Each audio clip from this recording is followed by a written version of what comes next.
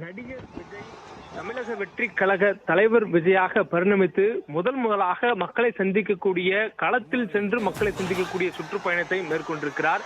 திருச்சியில் அவருடைய சுற்றுப்பயணம் தொடங்கும் என்று அறிவிக்கப்பட்டு அதற்கான ஏற்பாடுகள் செய்யப்பட்டிருக்கும் நிலையில இன்றைய தினம் 10:30 மணி அளவுல திருச்சியில் அவருடைய உரை நிகழும் என்று எதிர்பார்க்கப்பட்ட நிலையில திருச்சி விமான நிலையம் சென்றவர் அவருக்கு கொடுக்கப்படக்கூடிய அந்த உற்சாக வரவேற்பினை ஏற்றுக்கொண்டு சாலை மார்க்கமாக திருச்சி மரக்கடை பகுதியை நோக்கி சென்ற வண்ணம் இருக்கிறார். இன்னும் அவர் திருச்சி மரக்கடை பகுதியை சென்று சேரவில்லை. அந்த அளவுக்கு தமிழக வெற்றி கழக தொண்டர்கள் அவருக்கு வரவேற்பு கொடுப்பதற்காக வழிநெடுகிலும் காத்திருக்கிறார்கள். ஏற்கனவே விஜய் திட்டமிட்டபடி இந்த பயணம் இன்றைய தினம் தொடங்கியிருக்கிறது. தமிழக வெற்றி கழகத்தின் சார்பாக விஜய் மேற்கொள்ளக்கூடிய இந்த சுற்றுப்பயணம் என்பது முதலாக மக்களை சந்திப்பதற்காக விஜய் நேரடியாக களத்துக்கு செல்லும் வகையிலான ஒரு திட்டமிடலாக அமைக்கப்பட்டிருக்கிறது. இதுவரையிலும் தமிழக வெற்றி கழகம் 2 மாநில மாநாடுகள் நடத்திருக்கிறார்கள். அவர்கள் கட்சியினுடைய முதல் மாநில மாநாடு விழுப்புரம் விக்கிரவாண்டி வி சாலையில் நடைபெற்றது. அந்த மாநாட்டில் தான் விஜய் தன்னுடைய அரசியல் பிரகடனத்தை அவருடைய கொள்கை தலைவர்களை அவர் வெளியிட்டிருந்தார். அதனைத் தொடர்ந்து அண்மையில் நடைபெற்ற மதுரையில் நடைபெற்ற விஜயினுடைய தமிழக வெற்றி கழக மாநாடு, அந்த மாநாட்டின் மூலமாக தன்னுடைய அரசியல் நிலைப்பாட்டை மீண்டும் உறுதிபட தெரிவிப்பதாக அவருடைய பிரகடனம் இருந்தது. இந்த சூழல்ல தொடர்ச்சியாக அவருடைய அரசியல் பயணங்கள் என்பது படப்பிடிப்பு ஒரு பக்கம், மறுபுறம் அரசியல் கட்சியினுடைய திட்டமிடல், மாவட்ட செயலர் கூட்டம், ஆண்டு கூட்டம், பொதுக்குழு கூட்டம் என்று கட்சியினுடைய நிகழ்ச்சிகள் அவ்வாறு கூட்டமாக தான் நடத்தப்பட்டிருந்தது. மக்களை சந்திக்கக்கூடிய, நேரடியாக களத்துக்கு விஜய் சென்று சந்திக்கக்கூடிய வகையிலான திட்டங்கள் ஏதும் இல்லாத இருந்த நிலையில தற்பொழுது தேர்தலுக்கான காலங்கள் மிக குறைவாக இருப்பதனால் மக்களை சந்திக்கக்கூடிய பயண திட்டத்திற்கு தமிழக வெற்றி கழகம் தயாராகி வருவதாக கட்சியினுடைய பொதுச் செயலாளர் அண்மையில் தெரிவித்திருந்தார். இந்த சூழல்ல விஜய் இன்றைய தினம் தொட்டு வரக்கூடிய டிசம்பர் மாதம் வரையிலுமான சனிக்கிழமைகள்ல வாரந்தோறும் சனிக்கிழமையானால் விஜய் மக்களை சந்திக்கக்கூடிய நிகழ்ச்சியானது திட்டமிடப்பட்டிருக்கிறது. அதில் முதலாக இன்றைய தினம் திருச்சி, பெரம்பலூர், அரியலூர் ஆகிய 3 மாவட்டங்களில் விஜய் இந்த சுற்றுப்பயணத்தை மேற்கொள்கிறார். அதற்காக இன்றைய தினம் காலையிலேயே சென்னை விமான நிலையத்திலிருந்து தனி விமானத்தின் மூலமாக திருச்சி விமான நிலையம் சென்றிருந்தார். திருச்சி விமான நிலையத்தில் வரக்கூடிய விஜயை வரவேற்பதற்காக தமிழக வெற்றி கழகத்தினுடைய தொண்டர்கள் ஏராளமானவர்கள் காலை முதலே திருச்சி விமான நிலையத்தில் கூடியிருந்தார்கள். ஆட்டம் பாட்டம் என்ற மிகவும் ஒரு ஆரவாரத்துடன் விஜய் வரவேற்பதற்காக அவர்கள் காத்திருந்தார்கள். ஏர்போர்ட்டுக்கு விஜய் வருவதை முன்கூட்டியே அறிந்திருப்பதனாலும் விஜய் வரக்கூடிய நேரங்கள் அதிக அளவிலான கூட்டங்கள் வரக்கூடும் என்பதை எதிர்பார்த்திருந்தனாலும் திருச்சி விமான நிலையத்திற்கு கூடுதலான பாதுகாப்பானது போடப்பட்டிருந்தது. அதற்காக துணை ராணுவ படையினர் வரவைக்கப்பட்டதாகவும் சொல்லப்பட்டிருந்தது. அதேபோன்று CISF படை வீரர்களும் கூடுதலாக திருச்சி விமான நிலையத்தில் பாதுகாப்புக்காக நிறுத்தப்பட்டிருந்தார்கள். இதையும் மீறி விஜயனுடைய தொண்டர்கள் அந்த பகுதியில் ஏராளமானவர்கள் கூடியிருந்தார்கள். அவர்கள் விஜயை பார்க்கக்கூடிய ஆர்வத்தில் அவர்கள் விஜயை நோக்கி காந்தத்தை ஈர்ப்பது போல ஓடக்கூடிய அந்த காட்சியிலும் கூட நம்ம பார்க்க முடிந்தது. அதற்கு பிறகாக விஜய் பிரச்சாரம் மேற்கொள்வதற்காக உருவாக்கப்பட்டிருக்கக்கூடிய பிரத்யேகமான இந்த தமிழக வெற்றி கழகத்தினுடைய பிரச்சார பயணத்துல விஜய் பயணம் சென்று வருகிறார். தற்பொழுது திருச்சி விமான நிலையத்திலிருந்து திருச்சியினுடைய மரக்கடை பகுதிக்கு அவர் சாலை மார்க்கமாக செல்கிறார். அவர் செல்லக்கூடிய அந்த வழி நெடுகிலுமே தமிழக வெற்றி கழகத்துடைய தொண்டர்கள் அந்த சாலை முழுவதும் அவருக்கு வரவேற்பு கொடுப்பதற்காக காத்திருக்கிறார்கள். அவருடைய கரங்கள்ல தமிழக வெற்றி கழகத்தினுடைய கட்சி கொடி இருக்கிறது. அதே போன்று அவர்கள் வரவேற்பதற்காக விஜய்க்கான ஏற்பாடுகளை மேற்கொண்டிருக்கூடிய சூழல்ல பல்வேறு வாசங்கள் எழுதியிருக்கக்கூடிய பதாகைகளை ஏந்தி விஜய் வரவேற்கக்கூடிய முகமாக அவர்கள் அந்த பேருந்தை சுற்றி வளைத்து நிற்கக்கூடிய காட்சிகளை பார்க்க முடிகிறது.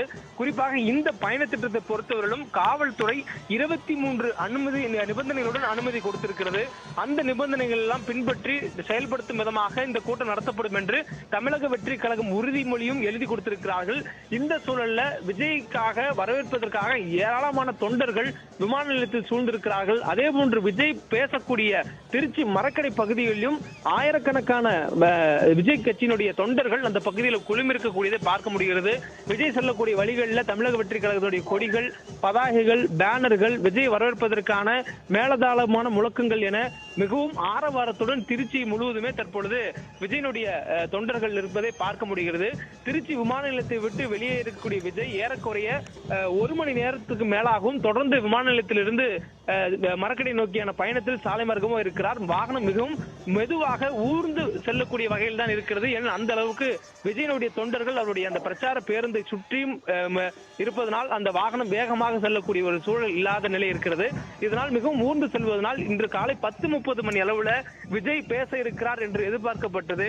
ஆனால் இதுவரையிலும் விஜய் மரக்கடை பகுதிக்கு சென்று சேர முடியவில்லை. அந்த அளவுக்கான வரவேற்பை அவர் தொண்டர்கள் அந்த போகக்கூடிய வழிகள் நெடுகளும் கொடுப்பதனால் எந்த ஒரு சூழல் ஏற்பட்டு சொல்லப்படுகிறது.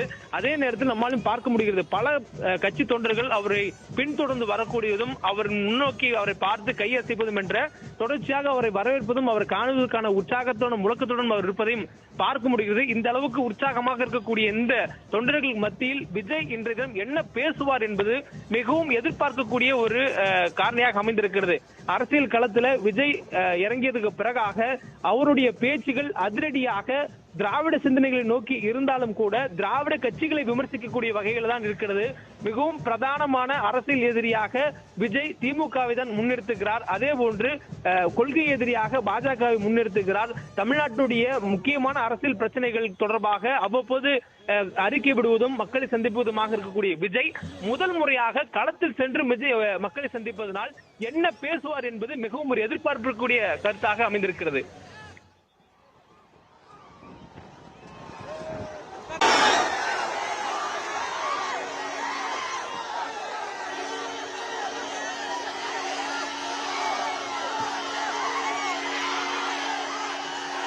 தமிழக வெற்றி கழகத்தினுடைய தலைவர் விஜய் மேற்கொண்டிருக்கக்கூடிய இந்த சுற்றுப்பயணத்துல அவர் மக்களை சந்திக்கக்கூடிய நிகழ்வின் போது அவர் என்ன பேசுவார் என்பது மிகவும் எதிர்பார்ப்புக்குரிய ஒன்றாக இருக்கிறது.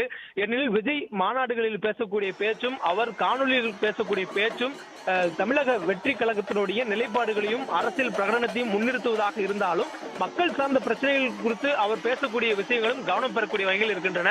குறிப்பாக அவர் அண்மை காலமாக தமிழகத்தில் குறிப்பாக அரசியல் கட்சி தொடங்குவதாக விஜய் அறிவித்ததில் இருந்து தமிழகத்தில் இருக்கக்கூடிய மக்கள் சந்திக்கக்கூடிய பிரச்சனைகளாகவும் மக்களுக்கு எதிரான திட்டங்களாகவும் கருதக்கூடிய விஷயங்களுக்கெல்லாம் விஜய் அறிக்கைகளும் கண்டன அறிக்கைகளும் வெளியிட்டிருக்கிறார். அது தொடர்பாக சந்திப்புகள் நடத்தியிருக்கிறார். ஏதேனும் பிரச்சனைகள் இருந்தால் அந்த சந்திப்புக்குரிய பிரச்சனைக்குரிய நபர்களையும் பிரச்சனைக்குள்ளா இருக்கக்கூடிய நபர்களையும் நேரில் சந்தித்து விஜய் பேசுவதற்காக அவர்களை தனது கட்சி அலுவலகமான பனையர் அலுவலகத்திற்கு அழைத்து பேசுவார்.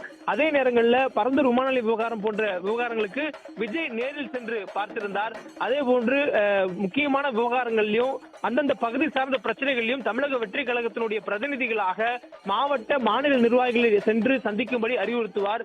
அதே போன்று மாநாடுகளில் தமிழக வெற்றி கழகத்தினுடைய அரசியல் கருத்துக்களை முன்னிறுத்துவதோடு பிரதான எதிர்கட்சியாக அதாவது தமிழக வெற்றி கழகத்திற்கான எதிர்கட்சியாக திமுகவையே அவர் முன்னிறுத்தி பேசுவார். அதே போன்று மத்திய அரசாக இருக்கக்கூடிய ஆளும் பாஜக கட்சியையும் அவர் விமர்சிப்பார். இதுபோல் ஆளும் கட்சிகளுக்கு எதிராக அவர் பேசுவதனால் விஜய் தொண்டர்களுக்கு அவர் மிகவும் ஒரு உற்சாகமூட்டக்கூடிய பேச்சுகளை அவர் மேடைகளில் பேசியிருக்கிறார். இந்த மாதிரியான சூழல்ல முதல் முறையாக களத்திற்கு சென்று மக்களை சந்திக்கக்கூடிய விஜய் என்ன பேசுவார் என்ற கூடிய ஒரு ஆவலும் எதிர்பார்ப்பும் பெருமளவில் எழும்பியிருக்கிறது. மேலும் வாரந்தோறும் பயணத்தை தொடங்கக்கூடிய விஜய் இன்றைய தினம் திருச்சியில் இருந்து அவருடைய பயணத்தை முதலாவதாக தொடங்குகிறார். திருச்சியிலிருந்து ஏன் பயணத்தை தொடங்குகிறார் என்ற ஒரு கேள்வியும் தமிழக வெற்றி கழகத்தை சுற்றியே இருக்கிறது. அதற்கு கடந்த கால வரலாறுகளை சில அரசியல் கருத்தாளர் மிக்கவர்களும் அரசியல் விமர்சகர்களும் முன்வைக்கக்கூடியதும் பார்க்க முடிகிறது. குறிப்பாக திருச்சியை பொறுத்தவரையிலும் திமுக தமிழகத்தை ஆளும் கட்சியாக இருக்கக்கூடிய திமுகவிற்கு திருப்புமுனை மாநாடுகள் எல்லாம் ஏற்படுத்தி கொடுத்திருக்கக்கூடியது திருச்சி மாநகரம். திருச்சி என்றாலே திருப்புமுனை என்று சொல்லும் அளவுக்கு திமுகவினருக்கு மிகவும் ஒரு திருப்புமுனையான பகுதி திருச்சி.